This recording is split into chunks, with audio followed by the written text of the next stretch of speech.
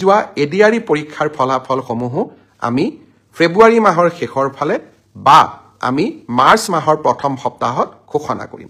এটা এডিআৰই পৰীক্ষাৰ ফলাফল দিম আৰু লগে লগে নতুন পদৰো আমি বিজ্ঞাপন মুকলি কৰি দিম।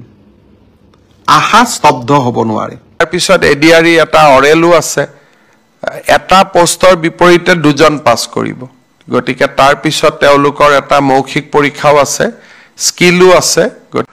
এডিআৰই আমি কৈছো না 10 মেত আমি নিযুক্তি দিম, তাৰ আগত আমি নকৰোৱে। আমাৰ প্লেনিংটোৱে হ'ল যে 10 মেত আমি 35,000 চাকৰি আমি দিম, এডুকেশ্যন ডিপাৰ্টমেণ্ট, পুলিচ।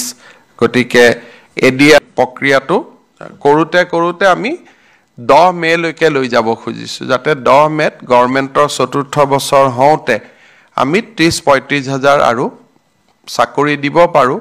আৰু প্ৰতিশ্ৰুতি মতে আৰু 15,000 পদ আমি তেতিয়া বিজ্ঞাপনো মুকলি কৰি দিম।